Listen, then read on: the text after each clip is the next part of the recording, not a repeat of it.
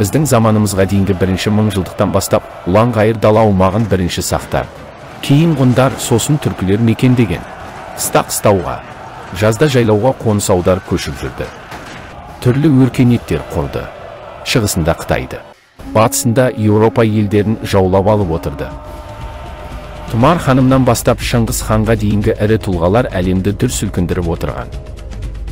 Оларды көшпенділер деп атар. Бірақ бұл ұлан-ғайыр даланы мұз дәуірінен бастап, сонау 40 мың жылдан бері мекендеп келе жатқан нағыз көшпенді тіршілік иесі бар. Онымен таныстырудың қажеті жоқ. Кез келген қазақ оны біледі. Ол ақбөкен, немесе киік.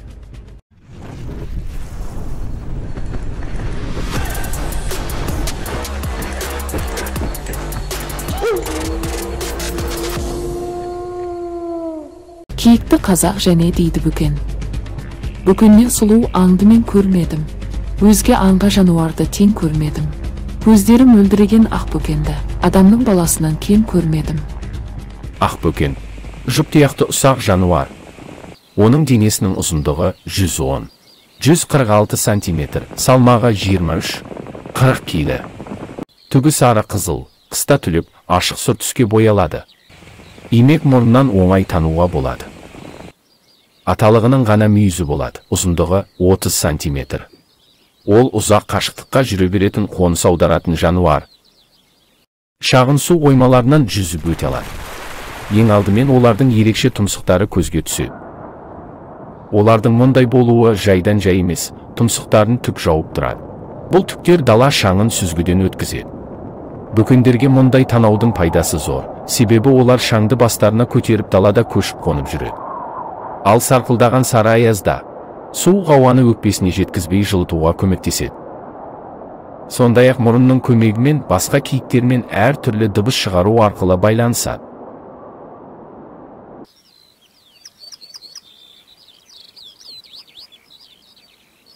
Киіктер азық табу мақсатында даланы әрлі-берлі кезеді. Осындай ұзақ сапарларда шаршамас үшін артқы аяғының жамбас буыны аяқты маятник тәрізді алдыға артқа қозғалтып отырады. Жылдамдығы 70-75 ал кейде 80 км/сағатқа жетуі мүмкін.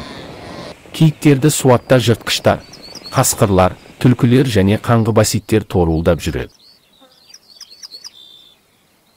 Табынды шабуылдан қорғау үшін ақбөкендердің кейбірі суаттың маңында күзетке қалады. Олар жағдайды бақылайды. Сақ тұрған ақбөкендер қауіпті көргенде аспанға секіру арқылы дабыл қағады. Секіру толқыны табын арасында жайылып, бәрі қашып кетеді. Киік түрлерінің 5 негізгі популяциясы бар. Олардың 3-і Қазақстанда, 1-і Ресейде Қалмақияда, және 1-і Моңғолияда. Кейбір ақбөкендер Өзбекстанда қыстайды. Республикамызда ақбөкендердің бір-бірінен жеке дара бөлінген.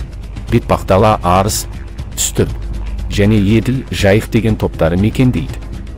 Бірнеше ғасыр бұрын бұл қостұяқты жануар Еуразияның барлық шөлді аймақтарында көптеп кездесетін. Олардың жалпы саны 40 миллионнан асқан. Өкінішке орай, адамдардың кесірінен олардың саны едәуір азайды. Жыл мезгілдері ауысқан кезде оның терісіндегі жүннің тығыздығы да өзгереді. Жүні қыста қалыңдап, жазда жұқарады. Сондықтан ақбөкендер кез келген ауа райына бейімделе алады. Ғалымдардың соңғы зерттеулеріне қарағанда, жайылымдық жерлер шектен тыс пайдаланудан ғана емес, мүлдем пайдаланылмай, бос жатқаннан да азып тозады екен.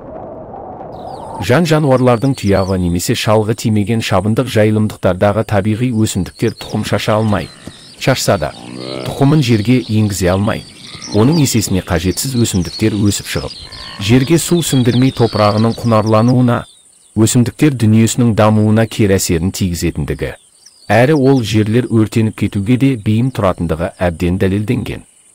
Киіктер болса осының бәрін реттейді. Оның мүйізінен пантокрин дәрісі алынады. Тұяғын күйдіріп, одан алынған күлді денедегі теміреткіге жағады.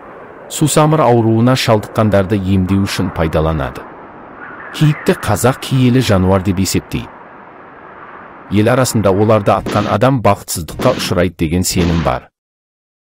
Киіктің қаншалықты киелі екендігін кім білсін, бірақ өте ақылды және қандай табиғи ортада болмасын, тез бейімделіп кететін жануар екендігі анық.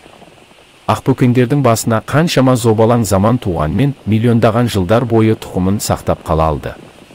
Осының өзі ақбөкендердің өмірге өте бейімділігін, өсімталдығын аңғартады.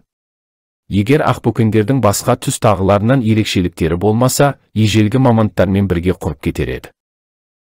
Ақбөкендердің табындары жүздеген, мыңдаған бастан тұрады.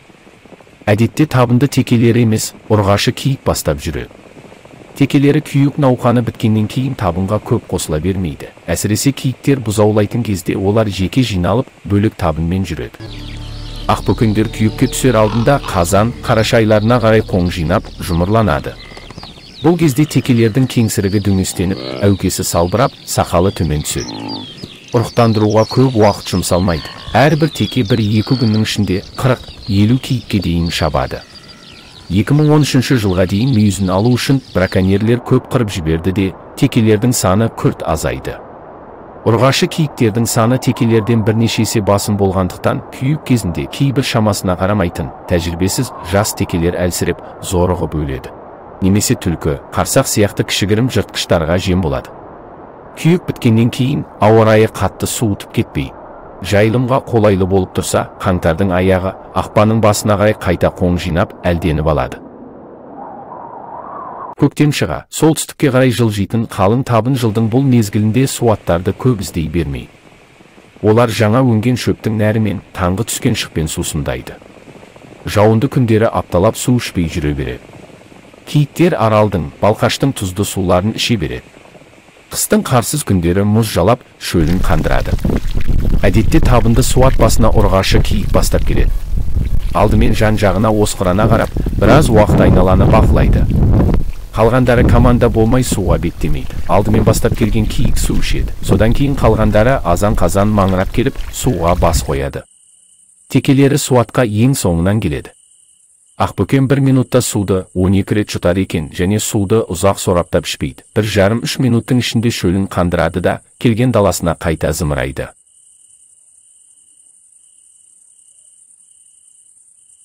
Зоолог мамандардың айтуынша, киіктердің басқа жануарларға ұқсамайтын тағы да бір ерекше қасиеті бар.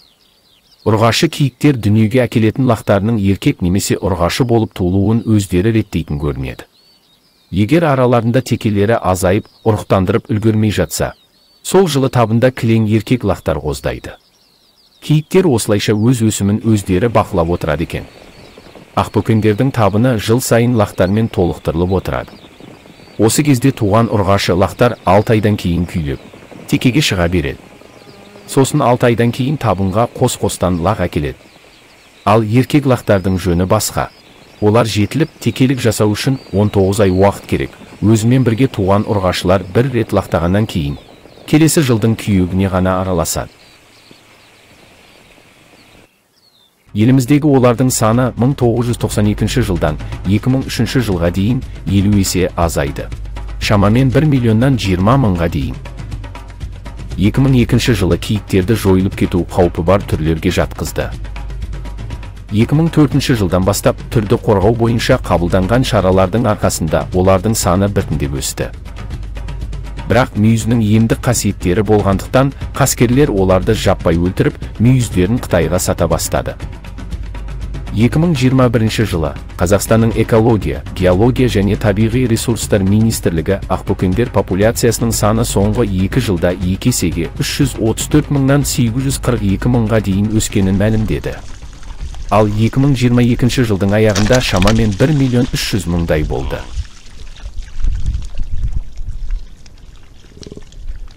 Ақбөкеннің еті қазақстандықтардың дастарханына консерві түрінде түсуі мүмкін. Мәселе мынада.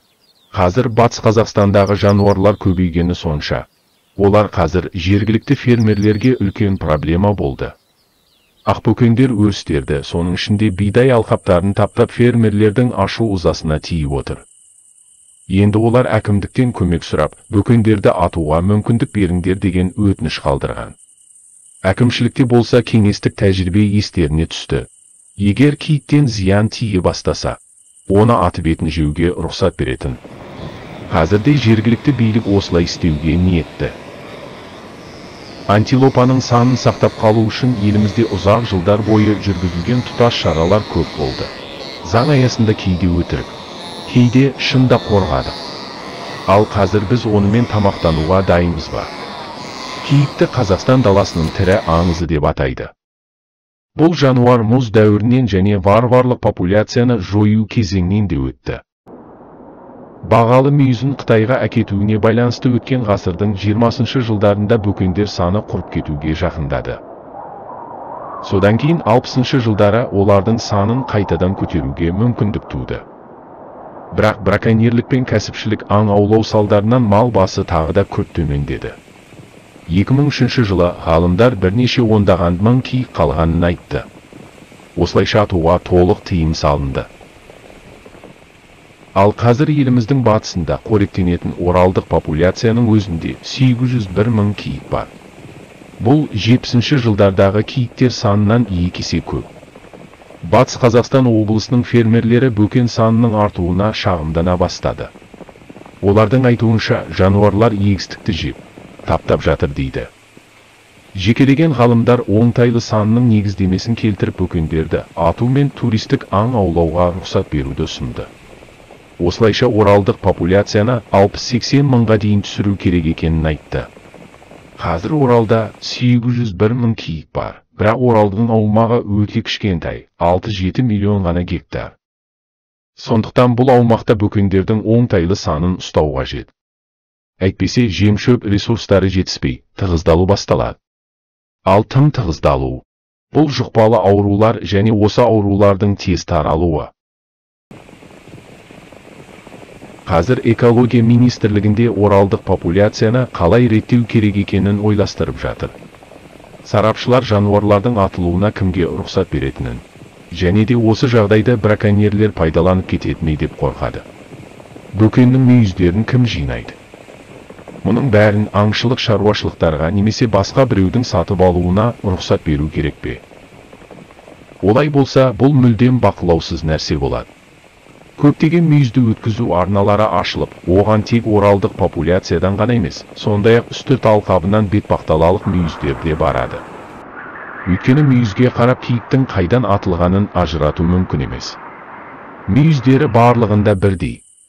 Бірде-бір талдау немесе генетикалық сараптама ештеңе көрсетпей. Фермерлерге қарсы тағы бір дәлел. Олардың егістеріне киіктерден келген залал сомасын бірде-бір рет бермеген. Сарапшылардың айтуынша, киіктерді атуды аңшылық шаруашылықтар әдейі қолдап отыр. Сондықтан шешімге асықпай, егіншілермен жұмысты күшейтуді ұсынды. Мысалы, егістікті электр қоршауларымен қорғау, фермерлерге келген залалды мемлекет есебінен өтеу. Бұл орайда суық қыстың және 2015 жылдағыдай инфекцияға байланысты киіктердің қырылу ықтималдығын да ескеру қажет. Бір сөзбен айтқанда, ортақ теңгерімді тауып, 20 жыл бойы киіктерді сақтап қалу үшін жұмсалған күш-жігердің бір тиын болып қалмауына жол бермеу керек. Киіктердің төлдеу кезеңі жыл сайын мамырдың екінші жартысында басталып, бірнеше күнге созылады. Жаңбырлы және желді күні қолайсыз ауа райында туылған. Бұл дала бөкені үшін ең жақсы мерзім болып табылады. Құралайдың салқын самалы деп аталатын бұл суық кез жас төлдерге иммунитеттерін нығайтуға көмектеседі. Табиғаттың төл перзентіндей болып кеткен қазақ жұрты бұны құралай суығы немесе киіктің лақ өргізбесі деп те атаған. Табиғаттың бұндай тылсым мінезі әсіресе Қазақстанның солтүстік, орталық аймақтарында көбірек білінеді. Ондайда күн күрт бұзылып, таулы аймақтардың төбесіне бұлт үйіріледі. Осы сәтті пайдаланып, төлдеуі жақындаған қоңыр аңдар бұлт үйірілген аспан астына топтасатын көрінеді. Ел арасында киік лақтаған жерге найзағай ойнайды деген ырымда бар. Бөкеннің жоғары қасиетке ие, бауырмал екендігі де таң қалдырмай қоймайды. Киіктер лақтарын туғаннан кейін алаңсыз далаға, жыңғыл, ағаштың арасына тастап кете береді. Өйткені құралай бір бағытпен жортады. Зерттеушілер оның картаға сызған жол траекториясы секілді ізден ауытқымайтынын байқаған. Соның арқасында жапан түзде босанып, сапарын жалғастырып кеткен киіктің бөкенін сол аралықтан өткен екінші жануар тауып алып емізеді. Кішкентай жануарды тамақтандыру осылайша 3 күн бойы жалғасып, аяққа тұрғандары жолай кезіккен үлкендерге еріп жүре береді. Құдайдың кереметі анық көрінетін Құралай салқынында бүкіл тіршілік оның лақтарының аяққа нық тұрып кетуіне жағдай жасайды. Мәселен, жануарлар ыстықта төлдер болса, лақтың кіндігі тез жазылмай, шыбын-шіркей жара түсірер еді. Дала жүйрігінің бұндай қастандыққа шыдас бермесі анық. Бұнымен қоса 22-сінен 28-ші күндері ұлы даладан қазақтар түйетабан деп атап кеткен өсімдікті көруге болады. Кереметтігі сонда, оның аса үлкен жасылдау қызғыл түсті жапырақтары жаңа туған киік Құралаймен түстесіп, сырт көзден жасырып тұрады екен. Құралайлар аяғына тұрысымен-ақ, әлгі түйетабан өсімдігі келесі көктемге дейін жоғалып кетеді екен. Кішкентай киіктердің туылған кездегі салмағы 3 килограммнан аспайды. Туылғаннан кейінгі алғашқы бірнеше сағат бойы олар қозғалмай жатып, даланың сары қоңыр фонымен боялып көзге байқалмайды. Табиғаттың тылсымы ма әлде, Алланың әміріме бір таң қаларлық жайт. Киіктер дүниеге келгенде қасқырлар мен жыртқыш құстар аң аулауды тоқтатып, күту режиміне көшеді екен. Мұны тек сенім ғана деп айтады. Бірақ талай жылдардан бері жұмыс істеп келе жатқан орман инспекторларының өзі бұған көзімізді жеткіздік дейді. Осы жылдың, яғни 2023 жылдың мамыр айындағы киік санағы 1.900.000-ды көрсетті. Бұл өткен жылмен салыстырғанда 45,5%-ға артық. Оның 1.130.000-ы Орал популяциясына тиесілі. Ал фермерлердің шағымы жалғыз Батыс Қазақстаннан ғана емес, сонымен қатар Ақмола, Қостанай облыстарынан да түсіп жатыр. Егер бұлай жалғаса берсе, шаруашылықтар жалғыз қысқы малға беретін жем-шөптен ғана емес, бүкіл астықтан айырыламыз дейді. Ал енді қымбатты көрермен, сіздерге сұрақ. Бөкендер фермерлердің жеріне кірді ме, әлде фермерлер бөкендердің жайылым жерін алып алған ба? Өз ойыңызды комментке жаза кетіңіз.